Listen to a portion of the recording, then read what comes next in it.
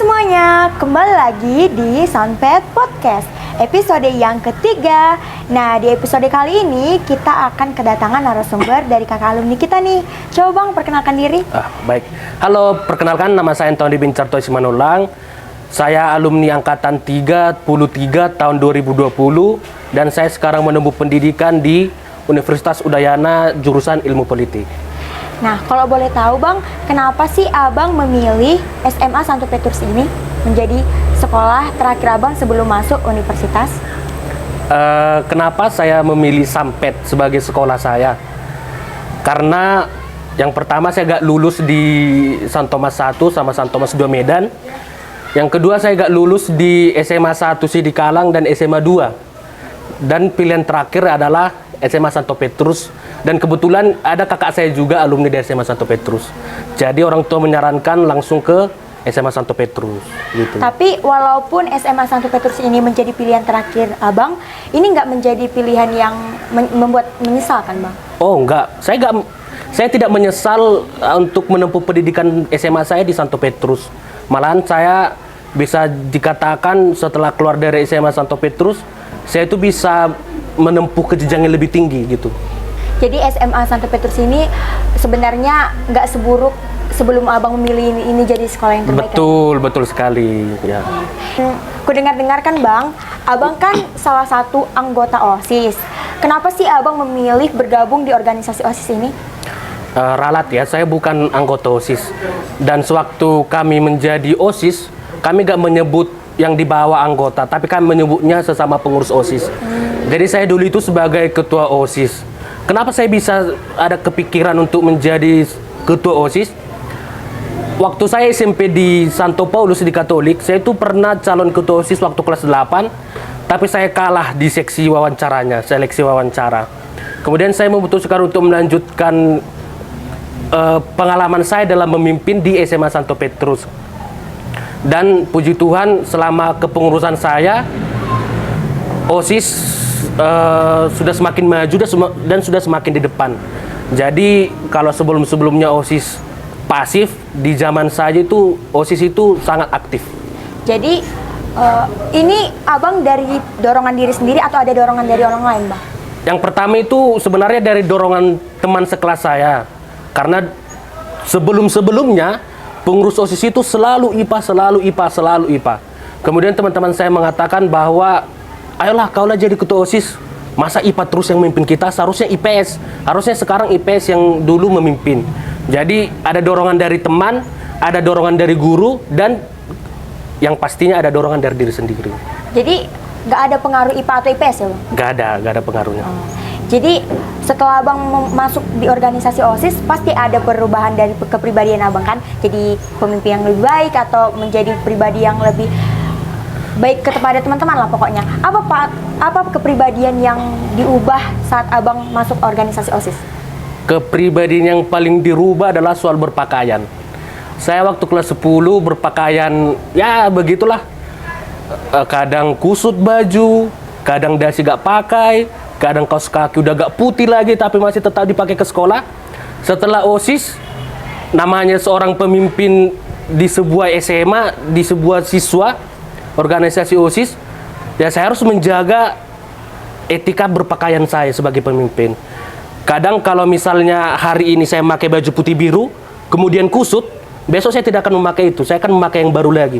Karena yang saya pikirkan kalau dalam memimpin itu bukan hanya kita bijak dalam mengeluarkan peraturan atau aturan, tapi adalah kita harus bisa memotivasi siswa-siswa lain bahwasanya ke sekolah itu harus rapi, harus wangi, harus bersih, begitu. Harus menjadi pemimpin yang ditiru lah ya? Ya, betul sekali. Jadi setelah Abang masuk organisasi OSIS, ada sisi positif yang bisa mengubah kepribadian Abang lah ya, jadi pribadi yang lebih baik. Ya, betul. Tapi dari kepribadian Abang yang tadi bajunya kusut, kaos kakinya yang kotor itu, ada nggak sih penilaian teman-teman Abang yang heran Abang jadi OSIS gitu karena penampilan Abang yang awalnya nggak bagus gitu?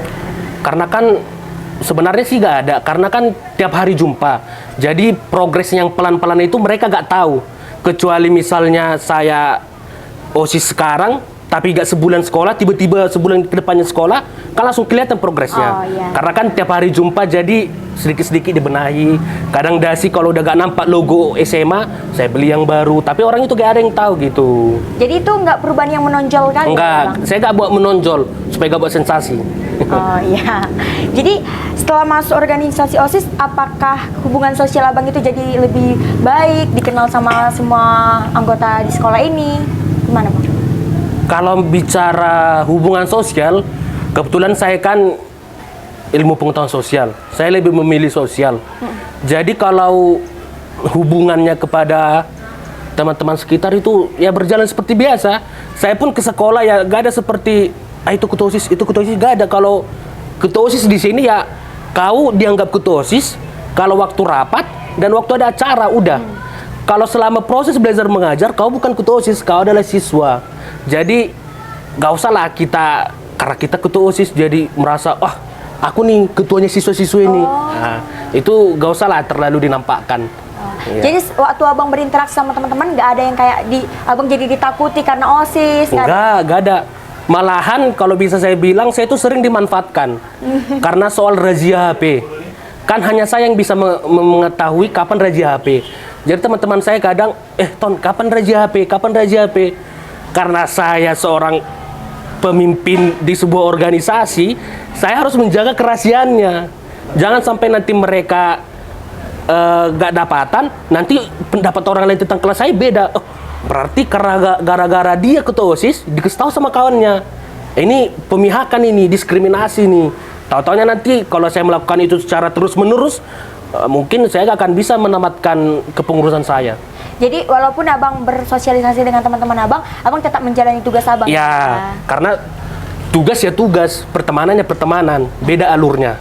Jadi ada nggak waktu di zaman abang itu adanya yang komen kayak, alah kau abang ini gimana ya, alah kau OSIS, jadi kenapa nggak mau kasih tahu kapan razia gitu? Ada nggak, Bang? Kemarin saya sempat dimusuhi oleh beberapa orang teman saya. Karena saya nggak ngasih tahu kapan razia, padahal hari itu razia. Saya nggak kasih tahu. Dan ketika mereka kedapatan HP, kan saya di kelas, jadi mereka was-was menemukan HP-nya, ada yang di atasin fokus, ada di buku dilipat banyak-banyak. Jadi saya tahu, saya langsung inisiatif ke kelas saya, ini, di sini disembunyikan. Ketahuan, saya sempat dimusuhi oleh satu kelas kemarin. Jadi gimana cara abang mau menjalin hubungan lagi nih setelah bermusuhan sama teman-teman? Ya namanya pun teman dekat ya, kalau masalah yang nggak enak itu habis di satu hari itu aja, besok udah biasa lagi, nggak ada sampai yang berlanjut dia gitu. Iya. Ngomong-ngomong tentang tugas abang, Ya. jadi kalau waktu abang mengerjakan tugas sebagai ketua OSIS, ada nggak sih kendala kayak merasa terbebani, keseharian abang jadi merasa suntuk karena banyaknya tugas di sekolah, kan kita tahu lah kan Bang, sekolah kita ini Ya, sekolah terkenal yang banyak dengan tugas. banyak tugas. Jadi setelah dengan banyaknya tugas, ada juga tugas-tugas OSIS, apakah itu jadi berlawanan, jadi terbebani gitu Bang? Sebenarnya waktu OSIS sama waktu belajar mengajar itu beda. Memang ada beberapa saat, beberapa waktunya rapat OSIS itu pelajaran dimakan. Karena memang kita gak punya gak punya tempat untuk rapat. Kita gak bisa pulang sekolah langsung rapat karena pulang sekolah jam 2 harus makan segala macam. Jadi dikorbankan ada beberapa saat atau 2 les pelajaran. Kalau masalah tugas dan keosisan ya, saya waktu OSIS gak ada masalah ya. Karena saya bilang di awal seperti ini, ketua OSIS itu kan hanya di rapat sama di acara aja dia ketua OSIS. Kalau di belajar mengajar itu dia sebagai siswa. Ya seorang siswa pastinya pernah gak mengerjakan tugas, itu pasti. Gak ada siswa yang terus mengerjakan tugas, gak ada. Kalau menurut saya. Jadi saya juga pernah gak selesai tugas, saya pernah juga remedial. Ya apa boleh buat ya. Memang itu takdir, memang itu yang dibuat ya. Kalaupun ada yang membilang, oh itu ketua OSIS kok remedial, kenapa gak pintar ketua OSIS ya? Itu biarkanlah menjadi penilaian orang kepada aku, karena yang tahu diriku kan hanya aku. Karena semua manusia itu nggak ada yang sempurna ya kan Bang. Kalau semua manusia sempurna, ya kita udah jadi malaikat. Iya, iya. Jadi kalau Abang menjalani tugas-tugas OSIS Abang, pernah nggak Abang merasa terpaksa gitu kan kayak males sekali aku mengerjakan ini gitu? Enggak, saya nggak pernah terpaksa karena saya yang memilih menjadi ketua OSIS. Di akhir keputusan saya mau menjabat, mau mencalonkan ke ketua OSIS, saya yang memilih, bukan paksaan orang. Ada memang paksaan orang, tapi di belakang. Keputusannya kan di aku. Jadi jika saya memutuskan ingin mengikuti organisasi OSIS, maka saya harus menjalankannya. Begitu. Dan jangan juga ya kan Bang, karena OSIS jadi lupa dengan tugas. Betul, harus seimbang. Itu berbarengan. ya, apalagi ketua OSIS dia kan itu ekstranya lebih nambah lah kalau bisa dibilang. Dia harus dia harus ngurus sekolah, dia harus ngurus OSIS. Jadi kerjanya nambah lah di sekolah istilahnya gitu. Di saat Abang remedial atau nggak ngerjakan tugas yang kayak Abang katakan tadi, Ya. pernahnya Abang ngerasa kayak ada guru yang komen gini kan, harusnya kamu udah ketua OSIS, harusnya lebih rajin dong gitu kan. Ada nggak Bang? Ya, itu waktu siapa ya? Saya nggak mau lah menyebutkan nama pengawasnya. Ada dulu saya waktu remedial itu jam 5 sore kalau nggak salah datang ke sekolah. Ada guru bilang, ini kau ketua OSIS kok remedial? Kau ketua OSIS nggak belajar? Ya, saya sebagai siswa yang sedang remedial untuk menyelamatkan nilai lebih memilih diam daripada melawan. Daripada saya dilapor lagi, nambah lagi kasus kepada saya gitu. Jadi ya dianggap biasa aja lah semua. Jadi pokoknya Abang jalanin tugas sama tugas sekolah sama tugas OSIS itu saling berbarengan lah. Iya, harus seimbang lah. Ya. Jadi ngomong-ngomong tentang OSIS ini berpengaruh kah Bang sama waktu kita kalau mau masuk universitas, ada pengaruhnya gitu kalau kita masuk organisasi OSIS? Sangat berpengaruh, saya bisa bilang sangat berpengaruh. Kemarin itu ada jalur vokasi ketua OSIS IPB. Cuman gak untungnya saya itu harus IPA. Jalur vokasi yang IPB ini harus IPA, jadi saya gak boleh ngambil. Sebenarnya banyak universitas swasta diutamakan yang ketua OSIS. Tapi kita tahu swasta ini kalau udah universitas biayanya mahal, belum lagi biaya hidup. Jadi itu kalau yang jalur-jalurnya. Kalau di saya waktu di Udayana itu kan dia ada di upload sertifikat sertifikat kegiatan. Saya upload itu sertifikat saya sebagai ketua OSIS, minta sama sekolah kan. Tahu-taunya masuk. Aku nggak tahu apakah berkat sertifikatnya atau berkat nilainya. Mungkin kolaborasinya lah ya. Makanya bisa masuk ke Udayana. Makanya saya bisa masuk dan itulah salah satu faktornya kenapa kita penting dalam berorganisasi.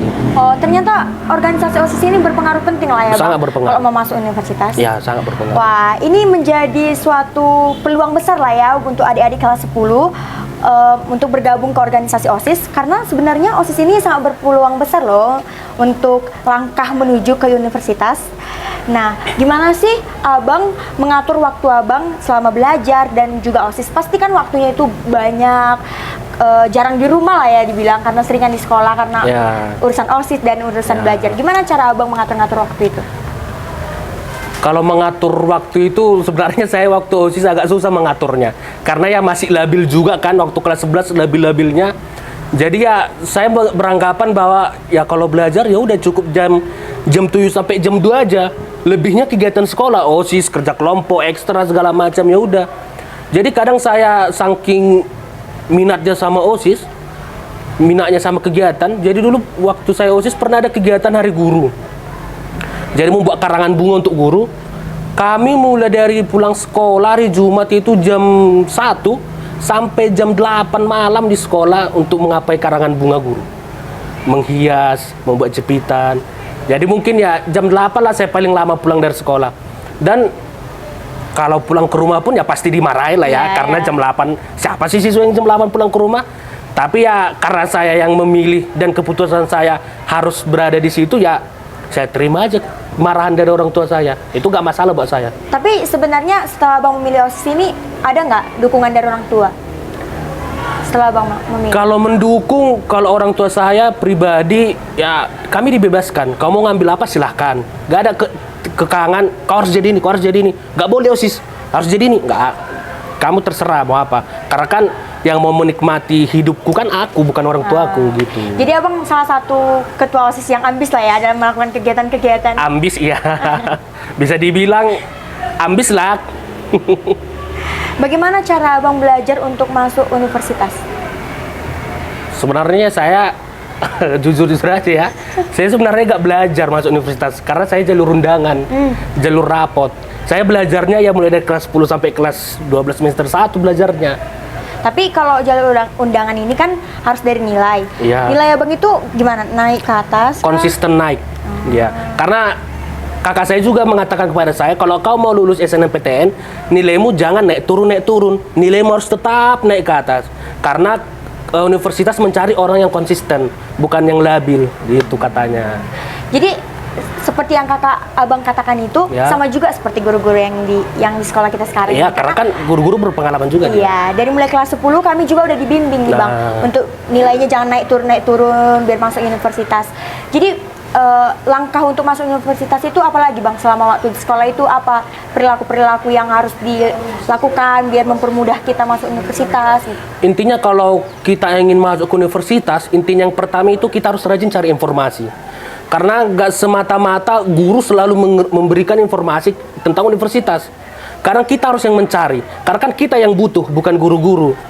Jadi yang pertama itu kita harus sering mencari informasi. Yang kedua, kita harus melihat berapa sih alumni kita di sana. Jangan kita mau sebagai alat bom bunuh diri.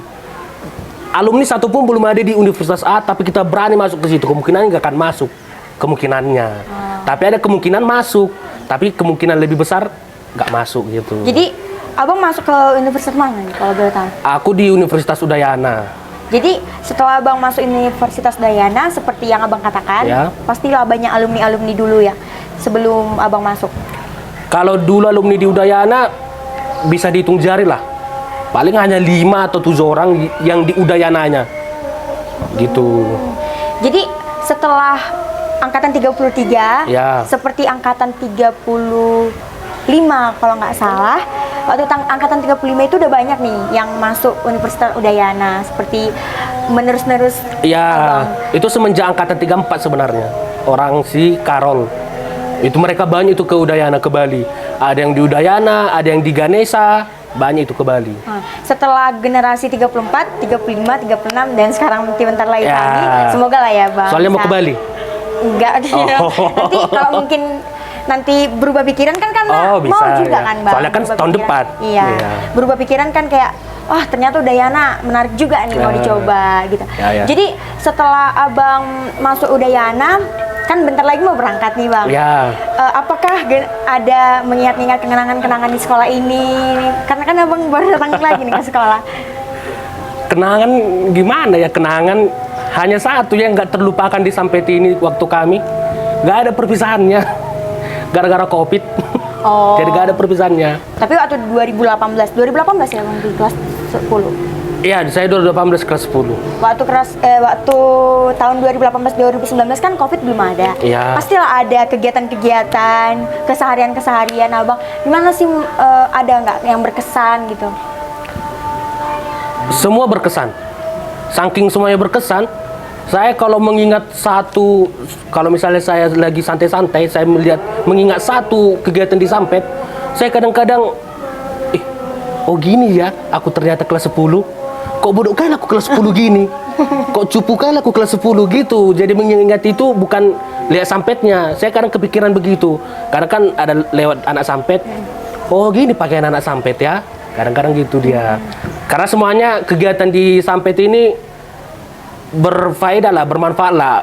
Semua kegiatannya kan positif semua. Oh, dengan adanya ekstrakurikuler gitu. Ya, betul. Dulu juga kami waktu semester kelas 10 semester 2 adanya Genius juga menambah kegiatan di sekolah lah Bang. Genius ini kan les di sekolah, dia jadi guru-guru gitu. Kami dulu dari GO, kelas pengayaan namanya.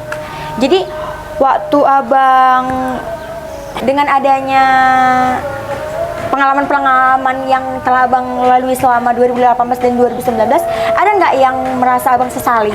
Kayak menyesali melakukan ini, seharusnya aku dulu baik banget nih belajar, untuk kayak seharusnya ambis sekali lah aku belajar biar bisa, gimana ya dibilang, gitu lah. saya sebenarnya gak terlalu ambis harus juara, harus belajar, harus nilai 100. Saya gak terlalu ambis sebenarnya. Tapi ya kalau yang saya sesali, kayaknya gak ada yang saya sesali di Sampet ini. Hanya satu sih yang saya sesali di Sampet ini. Itu waktu pertama kali masuk 10, saya menyesal masuk Sampet. Hanya itu yang saya sesali. Kenapa saya bisa mengatakan saya menyesal masuk Sampet? Itu yang saya sesali. Jadi buat teman-teman yang kelas 10 yang merasa menyesal masuk Sampet, jangan dulu langsung bilang menyesal. Ya. Karena kan belum merasakan perjalanan dari awal sampai kelas 3 nih ya kan. Sama kan seperti kalau kita mau makan mie instan, kalau masih dimasak 1 menit, kan masih keras mie-nya. Oh, iya. Jadi kan nyesal, kenapa gak aku masak 3 menit aja? Sama seperti SMA. Kalau masih di kelas 10, gak usah lah langsung cemberut kayak banyak beban. Tugas di kelas 10 sebenarnya masih sikit-sikit. Nanti di kelas 11 baru banyak. Gitu. Kayak kami Ya. ya, kelas 11. Tapi seperti yang abang katakan, kita nggak boleh langsung mengatakan menyesal lah masuk sekolah. Karena kan Ya. dimanapun kita berada, pasti ada hal positif yang kita terima, hal yang menarik yang kita rasakan Betul. setelah masuk gitu kan bang. Jadi pasti setiap dari diri kita ini pasti ada motivasi dari dalam diri maupun dari luar kan bang. Jadi motivasi abang selama sekolah di sekolah kita ini apa nih? Motivasi saya selama sekolah. Aduh. Apa ya motivasiku selama sekolah? Motivasiku selama sekolah ya karena uang sekolahku. Aku bayar uang sekolah, kalau nggak sekolah untuk apa? Aku bayar uang sekolah ya sekolah lah. Ya, Itulah. Karena kan orang tua kan nggak mudah mencari uang kan nggak mudah dicari, menghabiskan mudah. Makanya itulah motivasi saya. Ya kalau udah dibayarnya ya dijalanilah sekolahnya sampai selesai gitu. Jadi buat teman-teman semua dan termasuk aku lah ya, Ya. kan, Bang. Jadi kita itu semua harus sungguh-sungguh lah dalam belajar. Walaupun sebenarnya kan nggak semua orang harus bisa juara. Iya. Nggak semua Betul. orang harus pintar dalam satu bidang. Kita itu harus bisalah memahami gimana cara orang tua kita ini bisa menyekolahkan kita dengan jadi payah mereka Ya. gitu. Mungkin motivasi abang cuma itu gitu. Ya motivasi gua hanya itu sebenarnya. Karena aku udah bayar uang sekolah ya aku harus sekolah. Oh iya. Itu. Nggak boleh main-main juga lah. Ya. Bang. Walaupun abang pernah nggak sih abang sempat bandel-bandel gitu? Bandel ya nggak kerjakan tugas. Bandelnya ya cuman gitu aja. terlambat ya gitu ya, nggak sampai brutal enggak. Pernah masuk BK bang? Pernah wawancara ketusis. Oh. Itu di BK. Kirain tak bandel karena. Enggak pernah masuk ruang BK. Oh. Jadi berbagi tips dong bang, gimana cara masuk Udayana gitu bang? Kalau masuk Udayana tipsnya ya kalau masuk jalur SNMPTN undangan ya nilai harus konsisten. Yang kedua nggak usah sombong. Sebelum masuk ke kampus itu gak usah sok-sok sombong langsung dibilang aku udah masuk Udayana, aku udah masuk Udayana. Kita tunggu pengumumannya.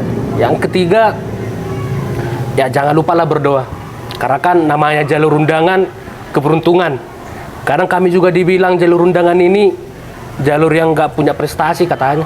Oh, Itulah. padahal sebenarnya nggak juga ya kan bang? Ya, itu kan jalur kan disediakan pemerintah ya. Jadi masa kita nggak memanfaatkan jalur tersebut? Ya sama juga kita bodoh jadinya. Oh.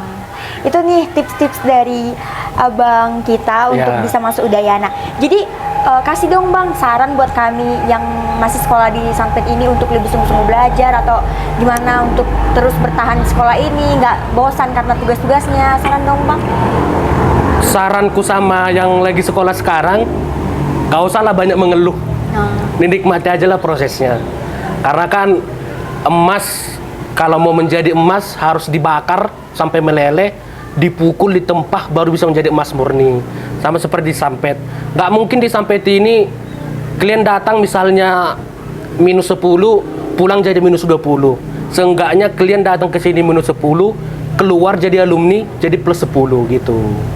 Ya itu sih kalau saran saya gak usah banyak mengeluh lah, apalagi tentang tugas segala macam. Karena kalau banyak tugas di Sampet itu bermanfaat di perkuliahan. Karena kan tugas perkuliahan lebih banyak dari tugas SMA. Bahkan sampai begadang, sampai gak tidur pun bisa dibuat. Bukan seperti SMA yang 1 jam selesai, tuliskan ini, sebutkan ini, bukan seperti itu. Karena kita harus mewawancarai orangnya langsung. Jadi kita harus mengumpulkan tekad dulu baru bisa mewawancari orang gitu. Jadi nggak boleh cepat-cepat mengeluh lah ya, Ya, Bang. dijalani dulu aja lah, nanti baru enaknya ketahuan. Ya, termasuk aku kan Bang, karena kan tugas di Sanped ini terkenal banyak, Ya. jadi kan otomatis kami sering mengeluh dan ternyata ini berpengaruh positif juga ya Bang. karena Berpengaruh. tugas ini. Terlatih kita untuk begadang. Ya. Terlatih begadang. Aku sebenarnya nggak pernah begadang SMA, tapi karena tugas sekian, mau sampai jam 12 begadang SMA, jam 1, ya perkuliahan tahan sampai jam 5. Jadi nggak kena kultur shock lah ya kan Bang? Enggak kena. Nah, jadi itu nih tips dan saran abang kita untuk kita anak-anak yang masih sekolah di Sanped untuk Ya. lebih sungguh-sungguh belajar, tidak terlalu sering sungut-sungut, Ya. memanfaatkan waktu, dan juga buat teman-teman kelas 10, ayo gabung di organisasi OSIS karena ini sangat berpengaruh untuk masuk ke universitas ternyata. Ya. Nah, ini jadi penghujung podcast kita hari ini. Sampai jumpa di podcast episode selanjutnya. Bye bye. Udah.